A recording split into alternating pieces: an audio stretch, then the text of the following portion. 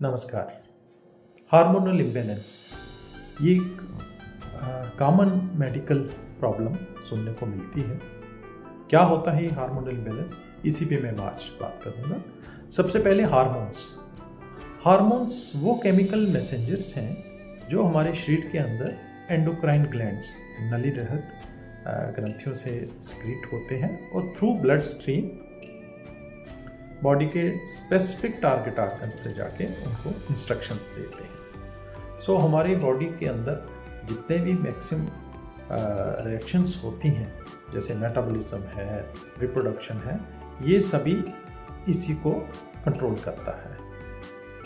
अब किसी भी वजह से अगर इन हार्मोन्स की प्रोडक्शन ज़्यादा हो जाती है या कम होती है तो इसी को हम हार्मोनल इम्बैलेंस कहते हैं। अब क्या कारण है, किस वजह से ये ज़्यादा या कम होती हैं? तो सबसे पहले तो ये हमें समझना पड़ेगा कि हार्मोन्स लाइफ टाइम के डिफरेंट फेसेस में डिफरेंटली सिक्रीट होते हैं। सो एजिंग एक कॉमन कारण है। इसके बाद कोई भी ऐसा कारण, डिजीज़ या डिफेक्ट एंडोक्राइन ग्लैंड्स का जो उसको प्रोड्यूस कर रहा है, तो वो इसका काज हो सकता है। अब जैसे हार्मोनल थेरेपी आजकल दी जाती है, ये कारण बन सकता है। कीमोथेरेपी या कोई भी मेडिकेशन, कोई ट्यूमर, एंडोक्राइन ग्लैंड का ट्रॉमा, चोट, कोई इन्फेक्शन या सूजन, और सबसे ज़रूरी और आजकल जो देखने में मिल रहा है स्ट्रेस, ये एक बहुत ही बड़ा कारण है हार्मोनल इम्बैलेंस का। अब कैसे पहचानें कि हार्मोनल इम्बैलेंस हो गया है? तो कुछ सिम्टम्स हैं, वैसे तो ये नॉन स्पेसिफिक सिम्टम्स हैं जो कॉमन होते हैं मेल और फीमेल दोनों में। तो जैसे इसमें सबसे ज़्यादा जैसे देखने को मिलता है कि वज़न बहुत ज़्यादा एकदम से सिग्निफिकेंटली वेट गेन होना या वेट लॉस होना, ये इशारा करता है कहीं हार्मोनल इम्बैलेंस तो नहीं है। चिड़चिड़ापन होना, पैल्पिटेशन होना, स्किन पे सूजन होना, पफीनेस होना फेस पे, जोड़ों में अकड़न आना, ये कॉमन काजेस सिम्टम्स हो सकते हैं इसके। अब फीमेल के केसेस में जैसे हीट या कोल्ड का इंटॉलरेंस, एकदम से सर्दी हो उसको ना झेल पाना, ये हो सकता है। लेडीज़ में भांजपन या इनफर्टिलिटी एक कॉमन प्रेजेंटेशन रहती है हार्मोनल इम्बैलेंस वाले पेशेंट्स में। तो अब फीमेल में एक और बड़ा आज के जो लाइफस्टाइल डिसीज़ चल रहा है, पीसीओडी में पीसीओएस सोसाइटी के मुताबिक तो 20% तक फीमेल्स जो हैं अफेक्टेड हैं इससे।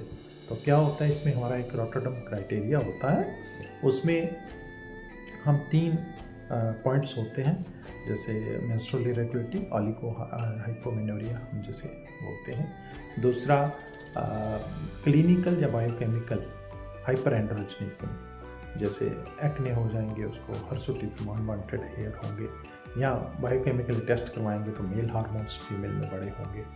और तीसरा पॉइंट होता है कि अल्ट्रासाउंड में छोटी सिस्ट आती हैं अंडरदानी के अंदर, तो पॉलीसिस्टिक ओवरीज हम बोलते हैं। इन 3 में से अगर 2 भी पॉइंट्स पॉजिटिव हो तो पीसीओडी होता है। अब बच्चों में जैसे प्यूबर्टी फेस जो होती है लाइफ का, इसमें सेक्स हार्मोन्स की प्रोडक्शन स्टार्ट होती है। तो अब किसी कारण से अगर ना बने तो ये हाइपोगोनेडिज्म हम इसे बोलते हैं। तो इसकी प्रेजेंटेशन इस इम्बैलेंस की रहेगी, जैसे बच्चे में ग्रोथ स्पर्ट, जैसे प्यूबर्टी पे एक ग्रोथ एकदम से कैचअप ग्रोथ जो होती है वो आती है, वो नहीं होगी। फीमेल में जैसे ब्रेस्ट की डेवलपमेंट नहीं होगी और मेंसेस जो है, हमारी जो है वो स्टार्ट नहीं होगी। तो ये भी इशारा करता है कि हार्मोनल इम्बैलेंस है।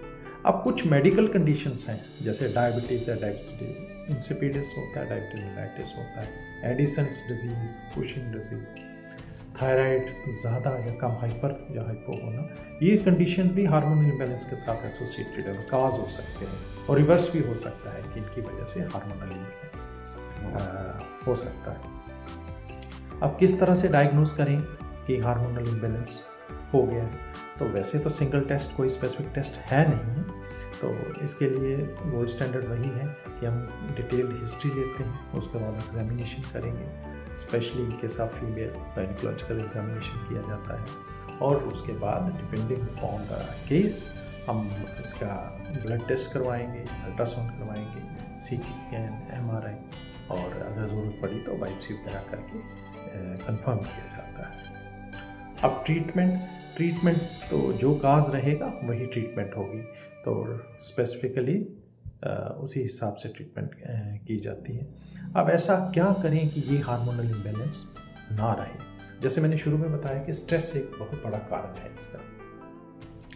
अब इस स्ट्रेस लाइफस्टाइल जो हमारी फास्ट पेस्ड मॉडर्न लाइफस्टाइल है, इसका एक एंटीडोट अगर मैं कहूँ तो वही है well balanced nourished diet. So diet में सबसे जो नंबर 1 पे मैं एडवाइस करूँगा वो है कि proteins, good quality protein intake बहुत ज़रूरी है, क्योंकि इनकी फॉर्मेशन जो हार्मोन्स की फॉर्मेशन में प्रोटीन्स जो है वो हेल्प करते हैं। और नॉर्मली जो है 50 to 60 ग्राम जो प्रोटीन्स हैं वो नॉर्मल एक रिक्वायरमेंट रहती है। दूसरा रेगुलर एक्सरसाइज। अब एक्सरसाइज से बॉडी के अंदर बहुत से जैसे हैप्पी हार्मोन एंडोर्फिन है वो बनता है। दूसरा इंसुलिन की सेंसिटिविटी जो है वो बढ़ती है और रेजिस्टेंस कम होता है, और इंसुलिन का लेवल ओवरऑल जो ब्लड में कम हो जाता है।